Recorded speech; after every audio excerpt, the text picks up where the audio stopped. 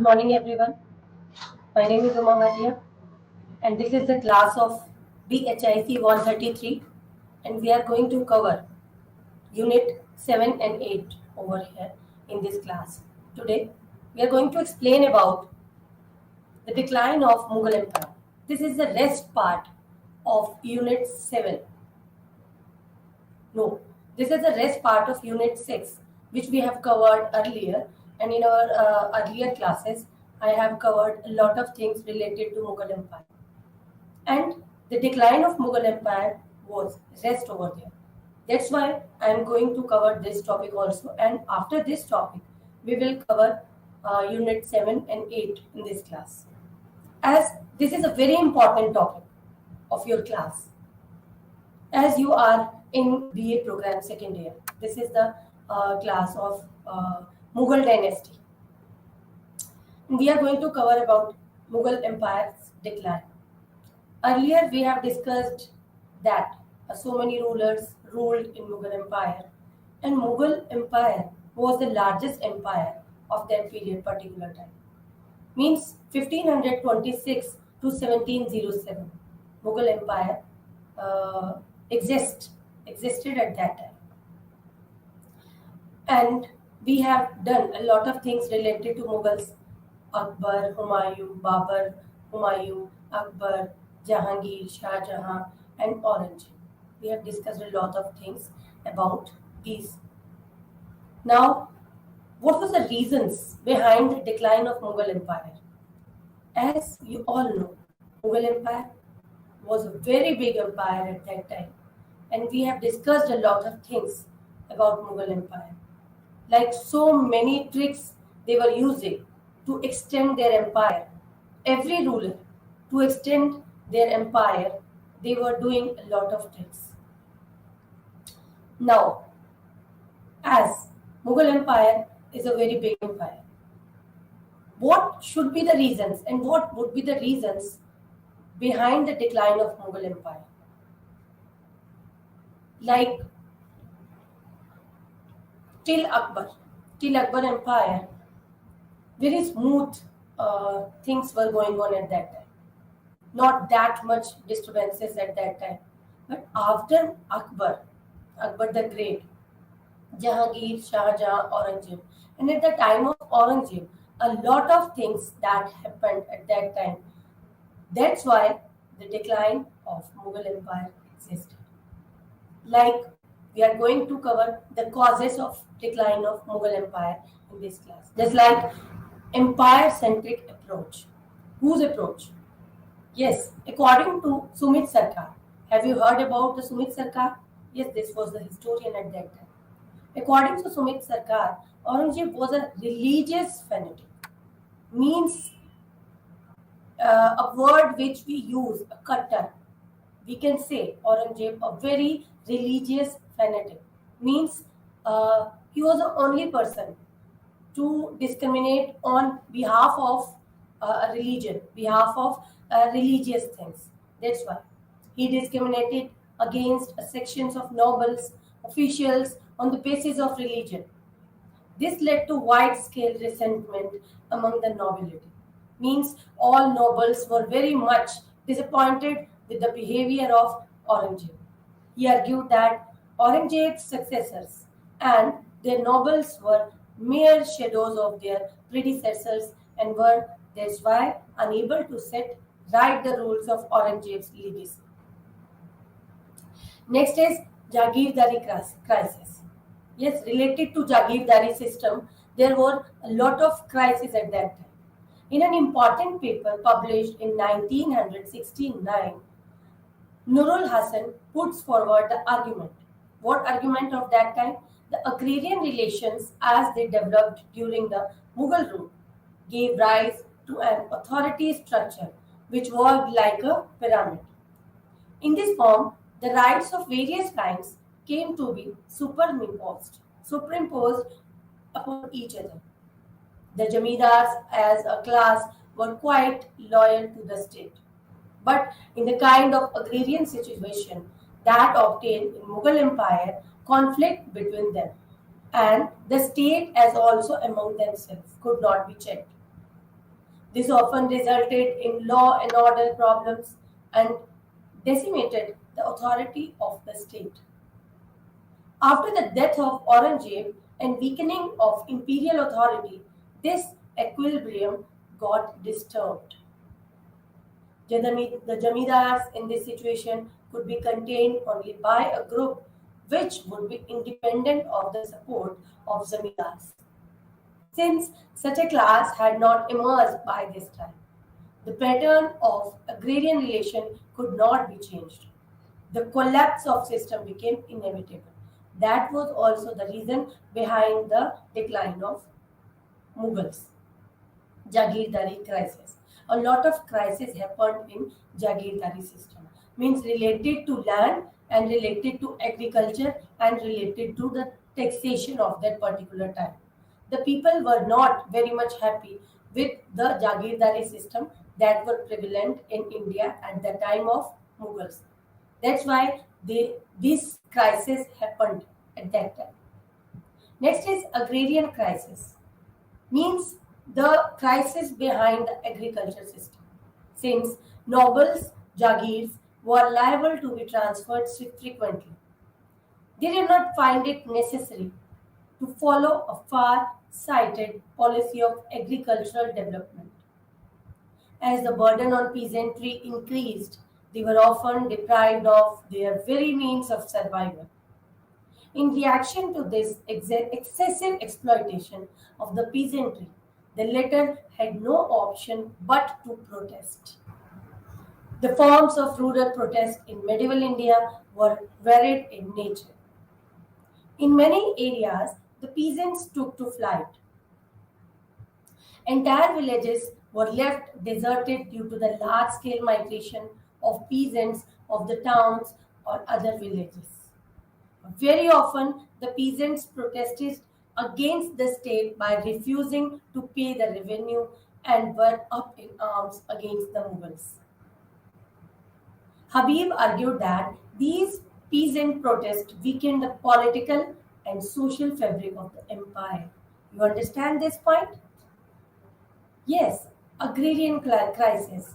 Behind these agrarian crises, a lot of agriculturists means the peasants were not happy with the taxation policy, with the behavior of that particular Mughals, means the Subedars of Mughals and the people the Mughals hired at that time for for collecting the taxes. Yes, the situation was very harsh at that time, and the harsh situation that prevalent at that time and the agriculture means the peasants were not very happy at that time, and that's why they fled from the villages and they went to anywhere else, because if they worked at that time, then they were not having a lot of things in their hands because the taxation was very much at that time. That is the thing behind the decline of Mughal Empire. Yes, they should see, but they did not. Re-examination of crisis.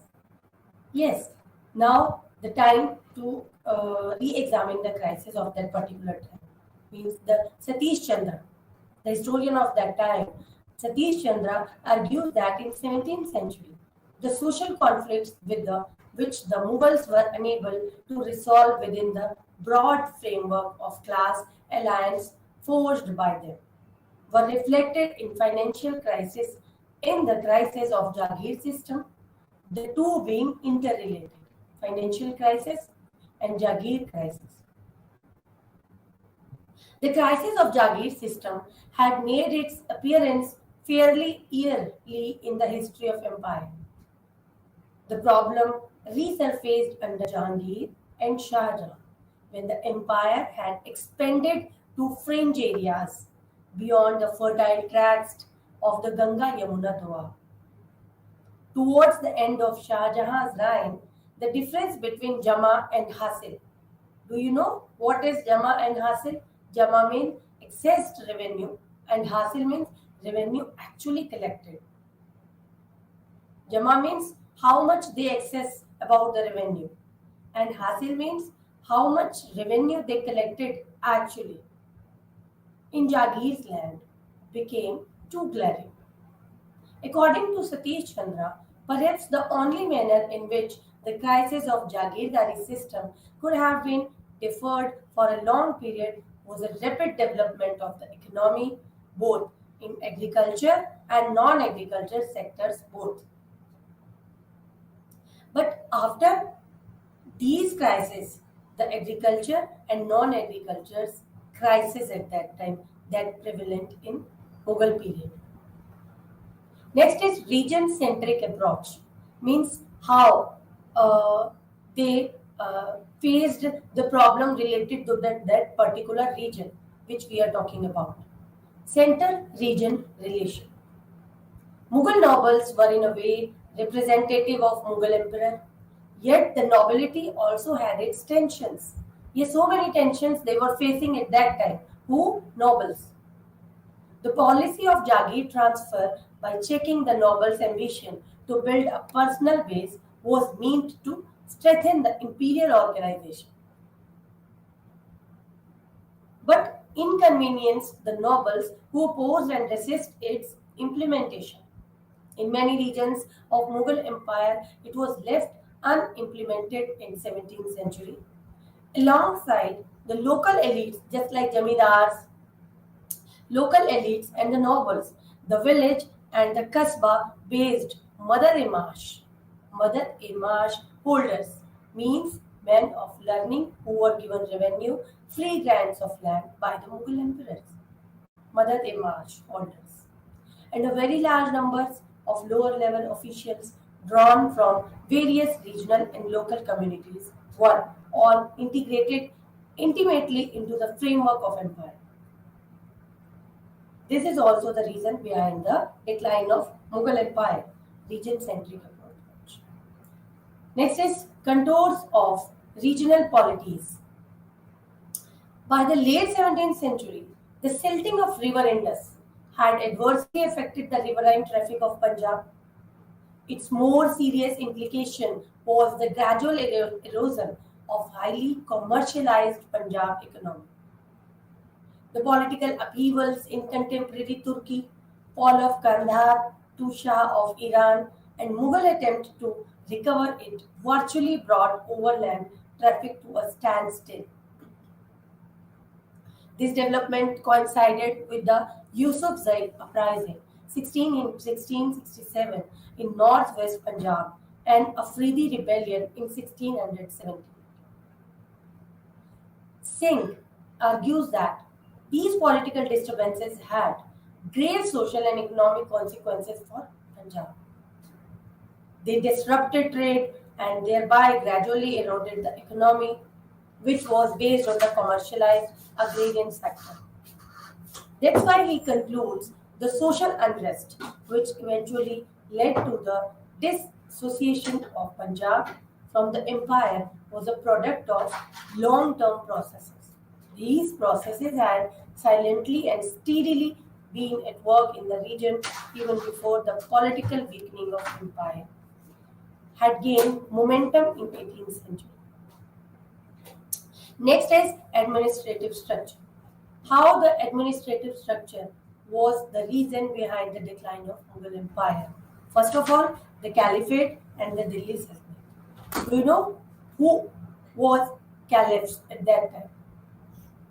The recognition of a caliph by Delhi sultans seen in granting of robes of honor, letters of investiture, bestowing of titles having the name of caliph inscribed on coins, and regarding of khutbah in his name in the Friday prayer, Jummah prayer, symbolize an acceptance and a link with the Islamic world, though in reality it only meant an acceptance of a situation whereby a ruler had already placed himself in power.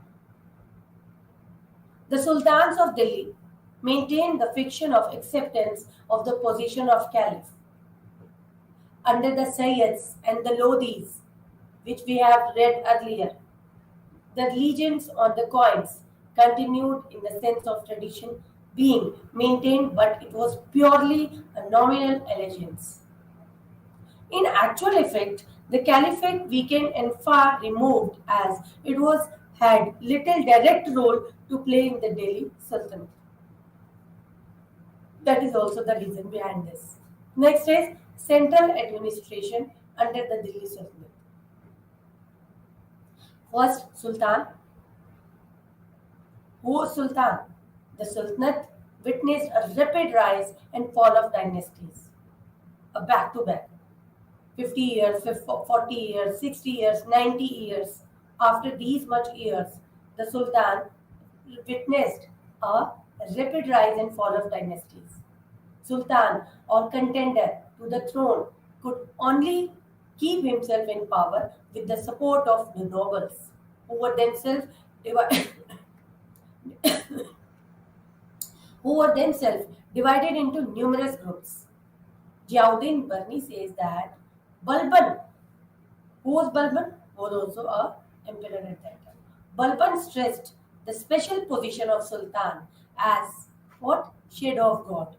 Jillela, Jil al-Allah on earth. Balban emphasized courtly splendor, decorum, and etiquettes. He also believed in severe exemplary punishment, even to the nobles also.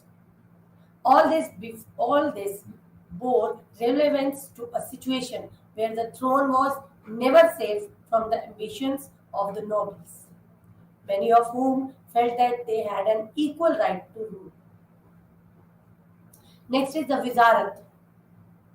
The Wazir, the head of Diwan-e Wizarat, was the most important figure in the central administration. Though he was one of the four important departmental heads, he exercised a general supervisory authority over others.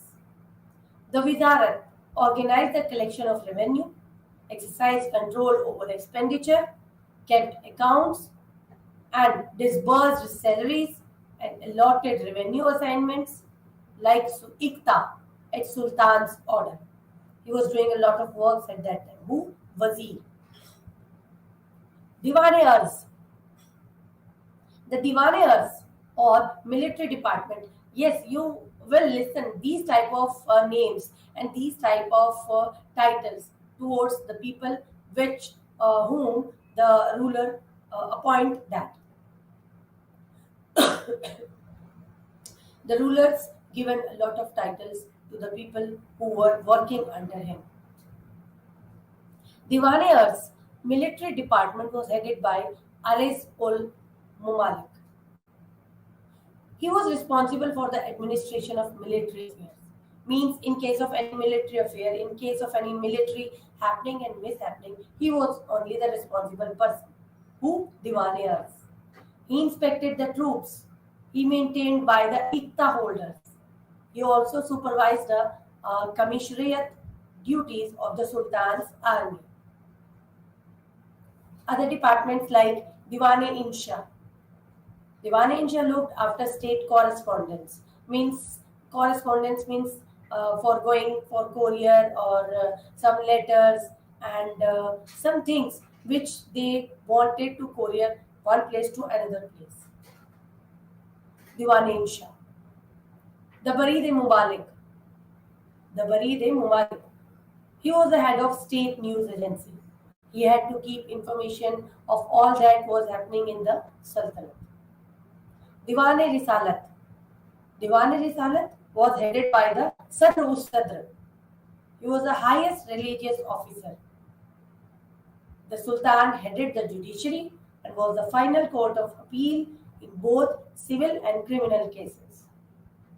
Next to him was the Qazi ul Mumalik or Qazi ul Qazat, who was the chief judge of Sultanate.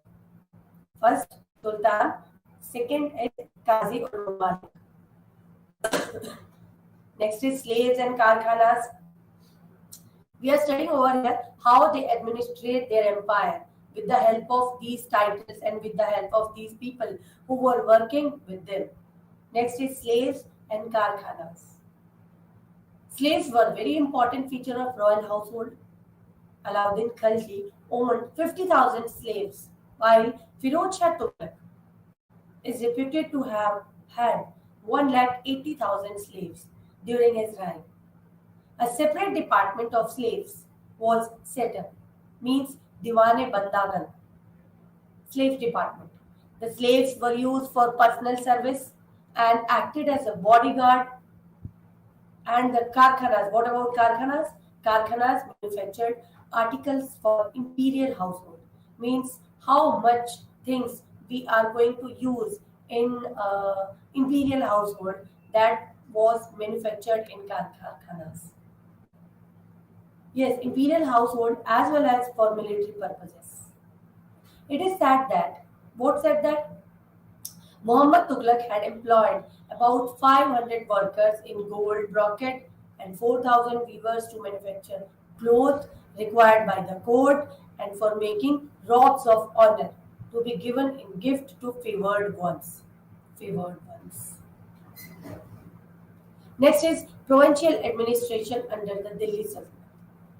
Provincial means the provinces, the different provinces, and how they administrate in the particular provinces. During the reign of Muhammad Tughlaq, very fiscal responsibilities were partially withdrawn from the muftis and walis and placed under central officers. According to Ibn Battuta, the Iqta of Amroha, have you heard about the state Amroha? The area Amroha? The Iqta of Amroha was placed under two officers, one called Amir and other Wali ul Kharaz. Amir, who was Amir? In charge of army and administration. And the other as Wali ul Kharaz. Wali ul Kharaz was revenue in charge, revenue collection in charge.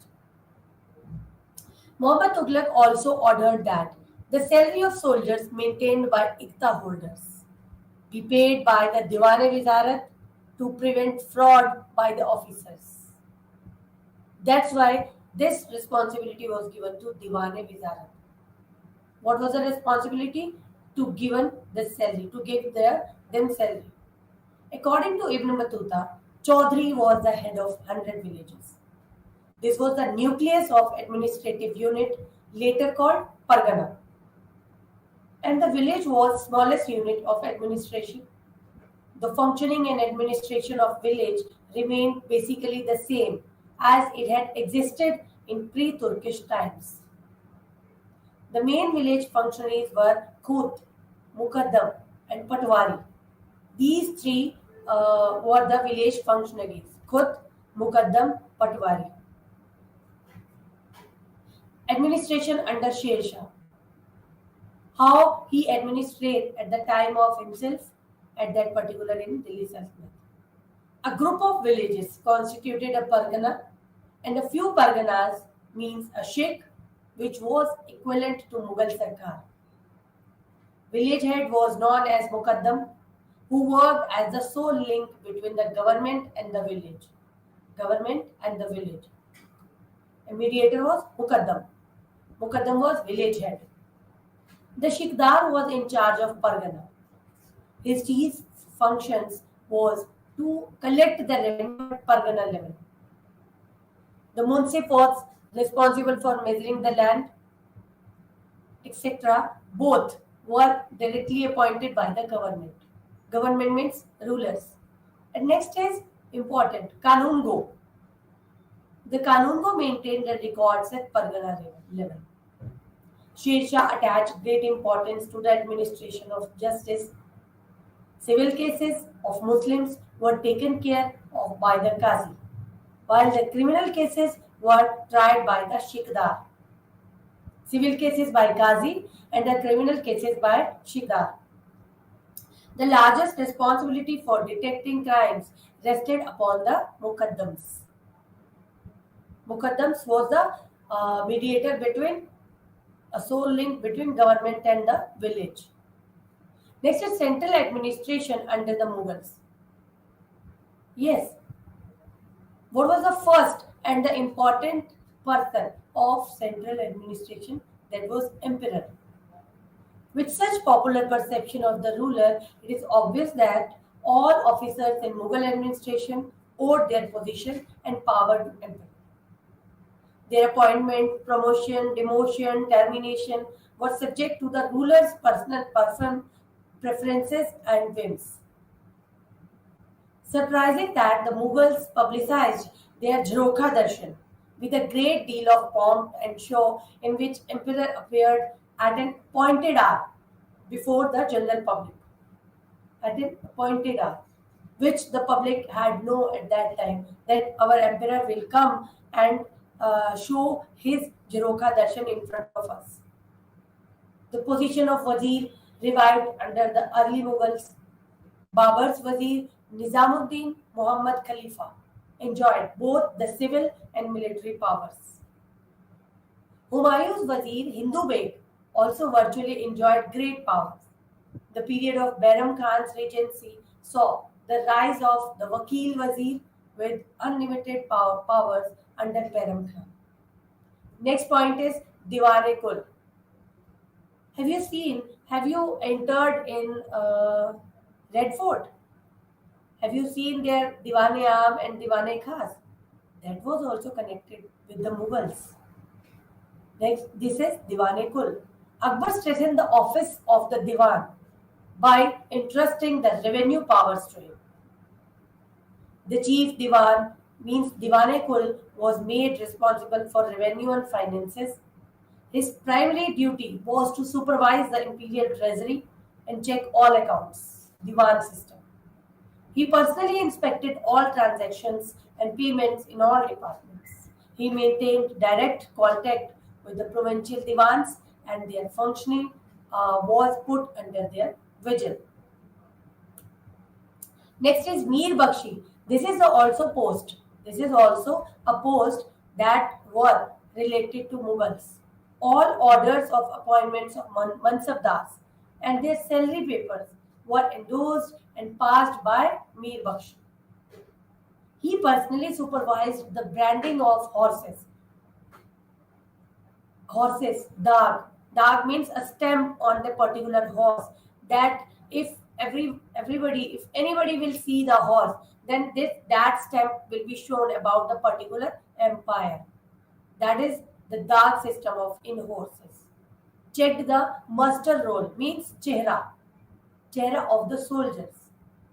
Yes, on the basis of his verification, the amount of salary was certified. The new entrants seeking service were presented before the emperor by the Mir Bakshi. Next is Mir Saman. The Mir Saman was the officer in charge of royal karkhanas. Royal karkhanas.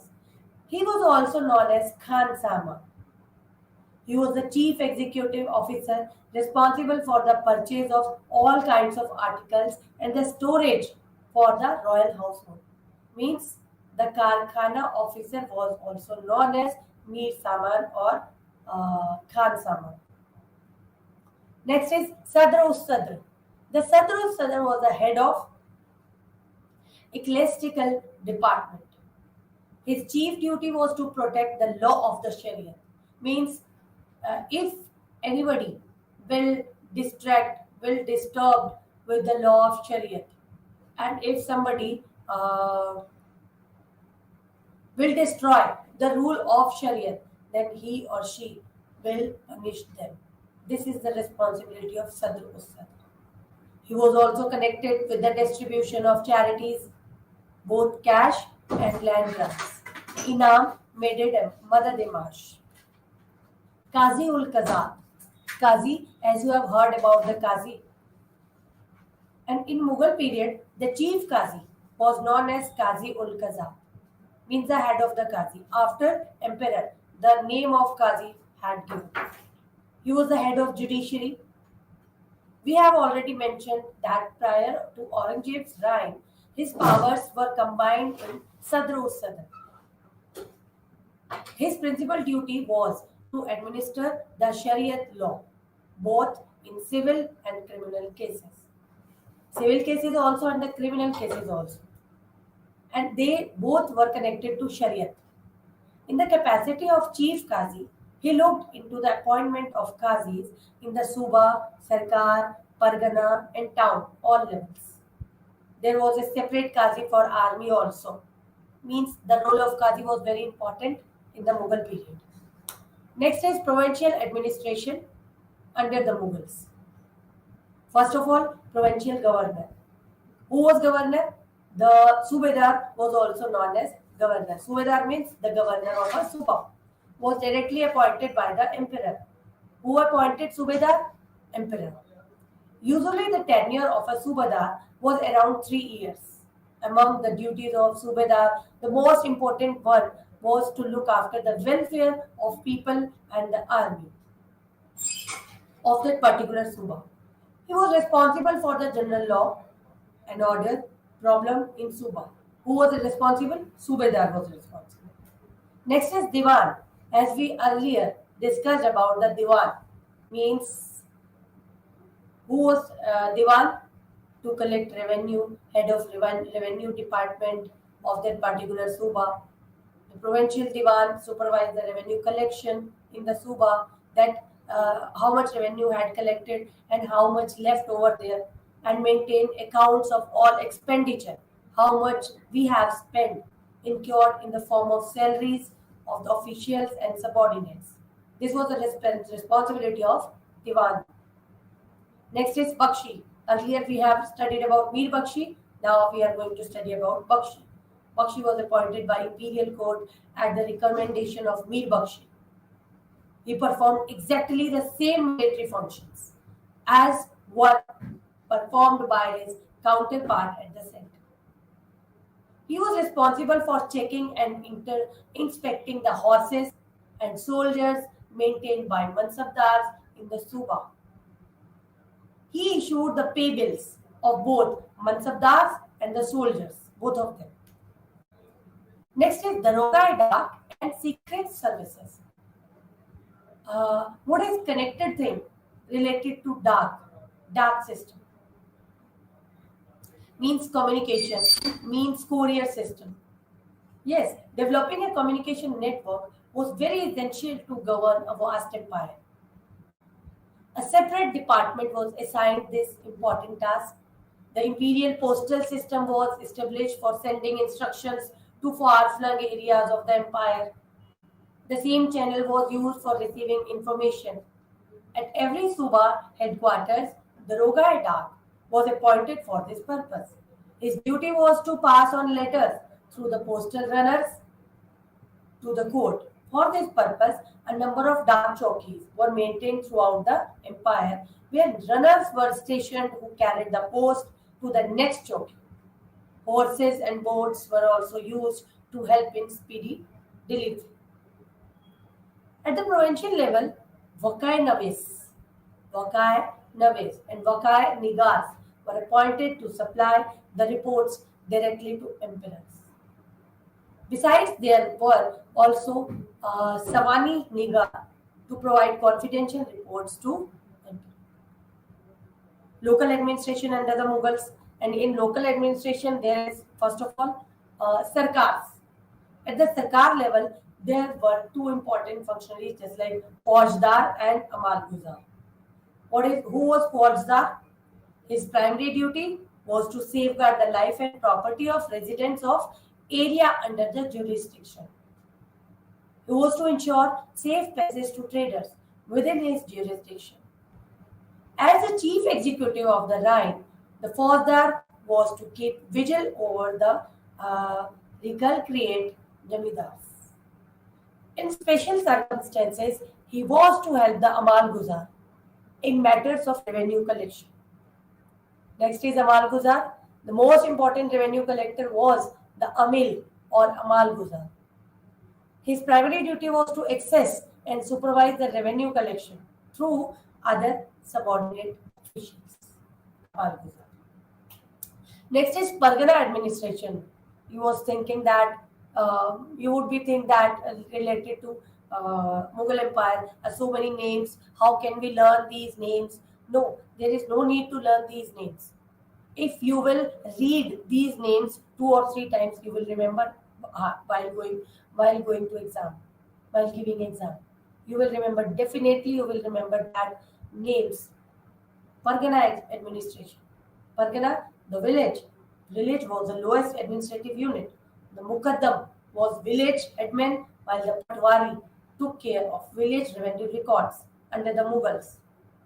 The pattern of village administration remained almost on the same lines that it was under Sher Shah. Sher Shah Raj. Next, Thana and Thanadar. Simple things. The Thana was a place where army was stationed for the presentation of law. No, preservation of the law and order. Preservation. They were to arrange provisions for the army as well.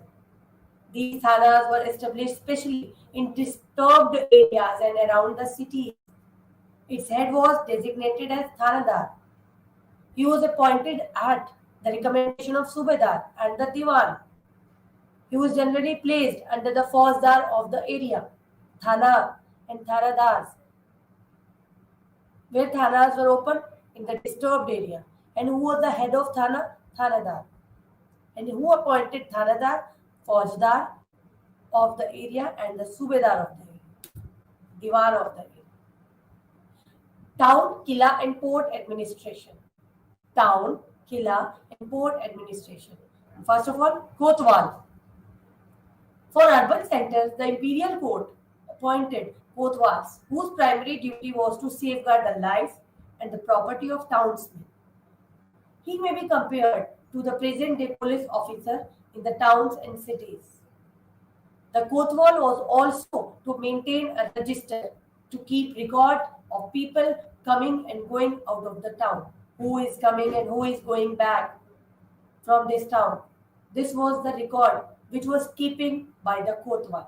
This was the responsibility of the Kotwal at that time. Next is Kiladar. The Mughal Empire had a large number of killas, a large number of forts situated in various parts of country. On behalf of forts, they fought a lot of battles. Many of these were located at strategically important places. Each fortress was like a mini township with a large garrison. Fortress, garrison. Each fort was placed under an officer called Kiladar. Next is port administration. The governor of the port was called Mutsadi, who was directly appointed by the emperor. Port was the area, means port town was the area that was very much beneficial for the emperors, for revenue collection, for trade, export and import, all of things connected to that port town of that particular ports. That's why the governor of the ports was appointed by emperor, directly emperor. Sometimes the office of Mustadi was auctioned and they given to highest bidder.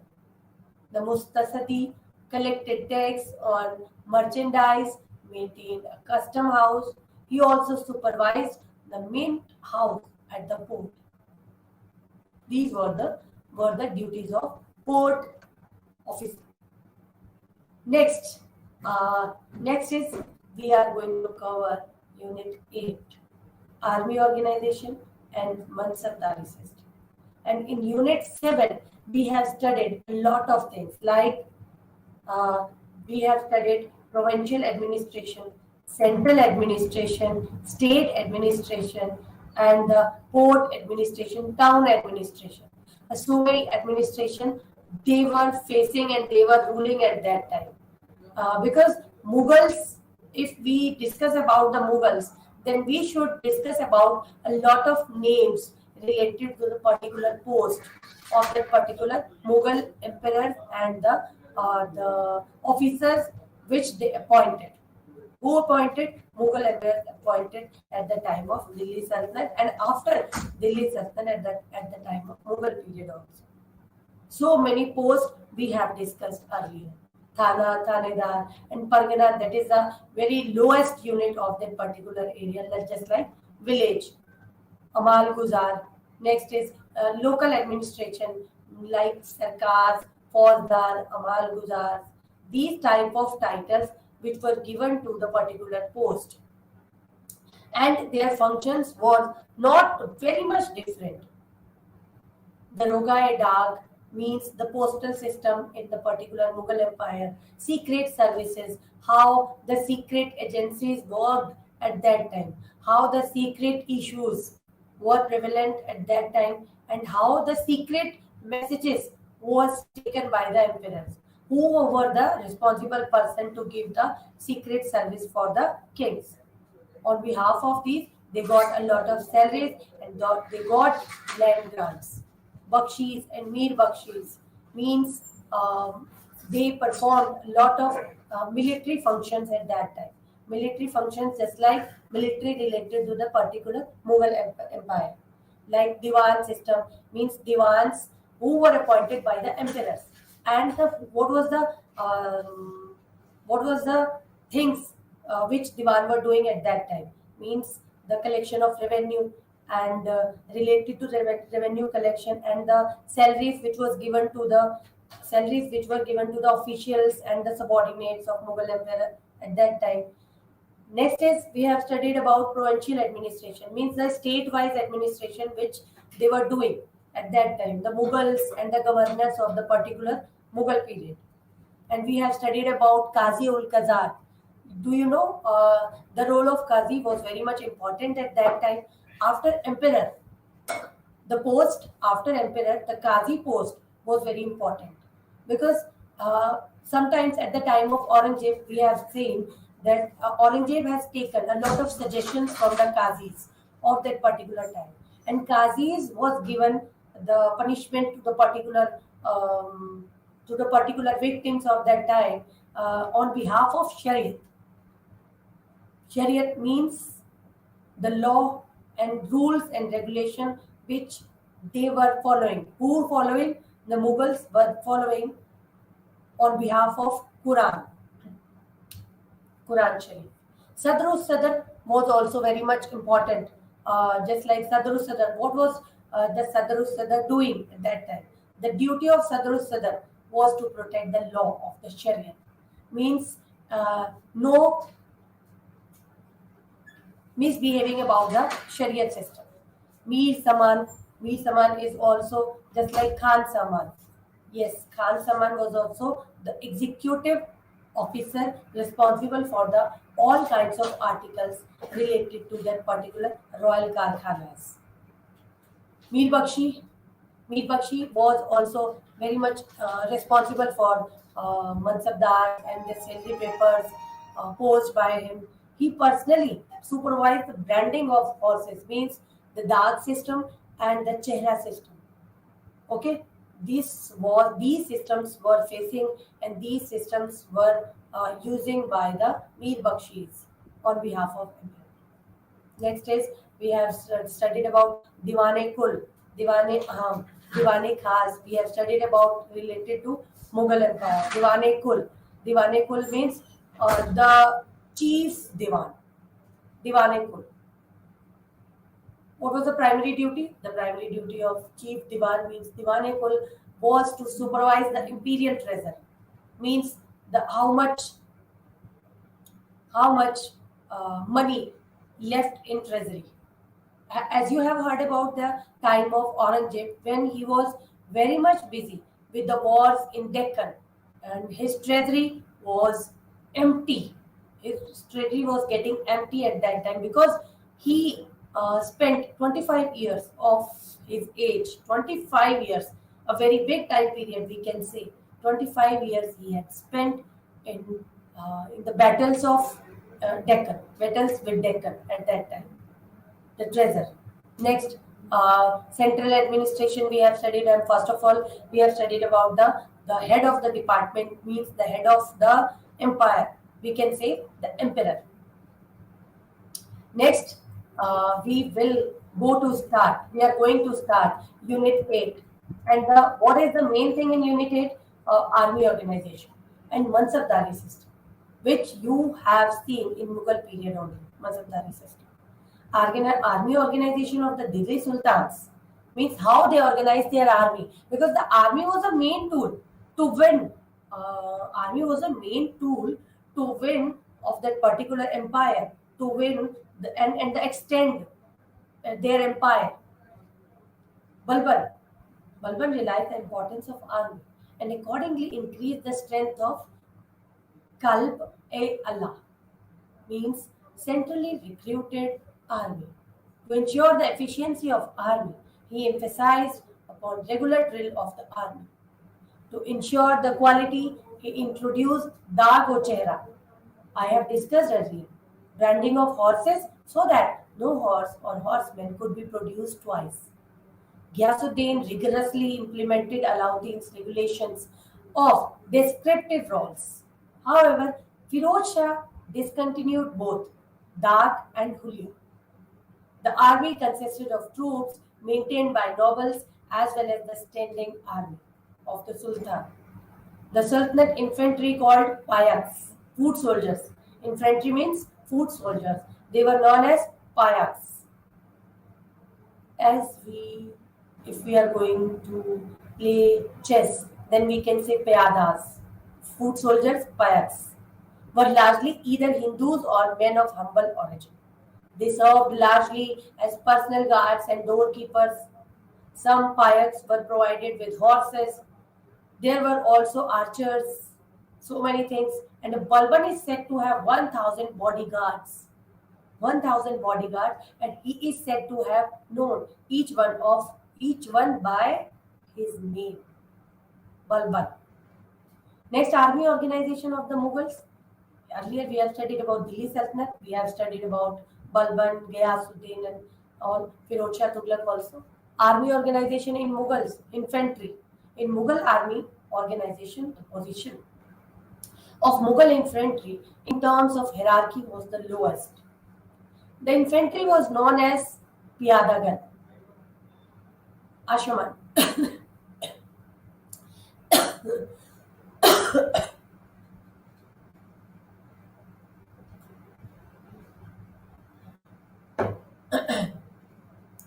Piyadagan.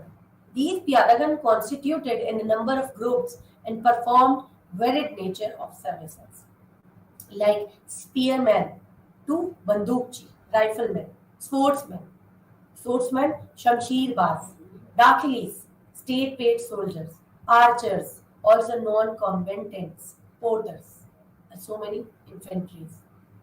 Things. Elephants, as you know, elephants were important. Very important. Elephants play a very important role in the military and army. Three counts on behalf of three counts, like it was sign of grandeur and the often in a pitched battle of commander emperor used to sit on the an elephant so that he could be visible with service. He could keep vigilant eye on the movement of his army as well as enemy. But more crucial aspect of the deployment was that they were the best beasts of burden and were important for transporting heavy artillery, crossing rivers, shielding army. These works was given to elephants and was done by the elephants. Next is cavalry. Father Montserrat calls the Mughal cavalry what he said the flower of the army. Cavalry. Akbar, while Dakhili soldiers were recruited on behalf of emperor but were employed with the Mansabdars. Dakhilis were of two types, Bargirs who received arms, dress from the state, and Silaidars who used to bring their own horses and arms. Next is artillery. Babur's use of heavy artillery in the Battle of Panipat and Khanwa is much talked about. Humayun is reported to have possessed 21 heavy artillery and 700 guns. Sher Shah's artillery was considered to be even superior to Humayun's. Akbar's artillery numbered 150 pieces. Abul Fazl means Abul Fazl was in the nine jewels of Akbar. Abul Fazl places importance of artillery for the siege of fortress and the naval actions. For artillery, Mughals preferred foreigners. Next is admiralty. Mughals had a separate department under Mir Bahari to look after fleets and the waterways. Next is officials. The commander-in-chief in true sense was the Mughal emperor, commander-in-chief, Mughal emperor, though the head of military department was Bakshi-e Malik or Mir Bakshi. All orders of Mansab grants were issued by him. He supervised the branding as well as inspected soldiers. In the Mughal Darbar, he stood at the right side and presented all matters pertaining to his departments, and even he accompanied the emperor in his private chamber. He was also in charge of palace guards. Next is Mansab system, that is very important related to Mughal period. This question will come in short note also in your examination. Mansabdari system. Akbar gave mansabs to both military and civil officers on the basis of their merit service to the state. To fix the grades of officers and classify his soldiers, he was broadly inspired by the principles adopted by Genghis Khan. As we have seen, Genghis Khan's army have been organized on decimal system. Yes, you have been read about these decimal system in your NCRT books also. Decimal system. The lowest unit was of 10 horsemen, then came 100, then 1000, and so on. Abul Fazl states that Akbar had established 66 grades of Mansabdars, ranging from commanders of 10 horsemen to 10,000 horsemen, although only 33 grades have been mentioned by him. Dual ranks, Jat and Sawar. Two ranks were given in this, just like Jat and Sawar. The first number means Jat, determine the Mansabdar's personal pay, means Talab Khasa, and his rank in organization. Second number Sawar, fixed the number of horses and horsemen to be maintained by Mansabdar, and accordingly the amount he would receive for his contingent, means Tabina. Jats and Sawar, dual ranks. Next, three classes of Mansabdars. There were three very important classes of Mansabdar which they have given the rights to the Mansabdar. In 1595, 1596, the Mansabdars were classified into three groups. Number one, those with horsemen, means connected to Sawar, equal to number of the Jat. Number two, those with horsemen, half or more than half of the number of the Jat. And number three, those whose Sawar rank was less than half of their Jat rank. These three duties were classified on behalf of Mansabdari system. Next is appointment and promotion of Mansabdar. How and who appointed Mansabdars? The rulers of autonomous principalities formed yet another group which received preferential treatment in recruitment and promotions. The main beneficiaries from this category were the Rajput kings. Promotions were generally given on the basis of performance, lineages. Manuki, writing during the last years of Aurangzeb, Ryan says, what he says, Manuki, to get the Hazari or the pay of 1000, it is necessary to wait a long time and work hard. For the kings only grant it springingly, and only to whom? To those who by their services or their skills in affairs have arrived at the stage of deserving it.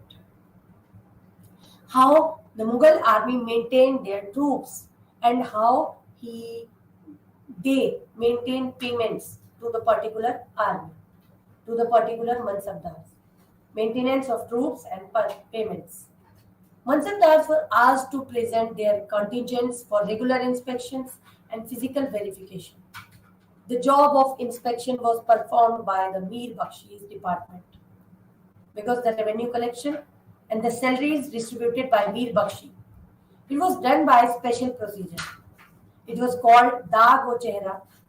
All the horses presented for inspection by a particular noble were branded with a specific pattern to distinguish these from those of other nobles through a seal. Means a seal was given to the particular the head on the head of the particular horse of the Mughal period.